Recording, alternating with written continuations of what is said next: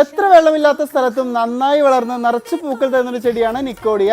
നിക്കോഡിയയുടെ നല്ല healthy plants ആണ് നമുക്ക് സ്റ്റോക്ക് എത്തിയിട്ടുള്ളത്. സിൽവർ ഷെയ്ഡിലുള്ള ഇലകളും ലാവൻഡർ ഷെയ്ഡിലുള്ള പൂക്കളും ഒരുമിച്ച് നിൽക്കുന്നത് കാണാൻ തന്നെ ഒരു പ്രത്യേക ഭംഗിയാണ്. നമുക്ക് ചട്ടിയിലോ നിലത്തോ വളർത്താൻ പറ്റുന്ന ഒരു ചെടിയാണ്.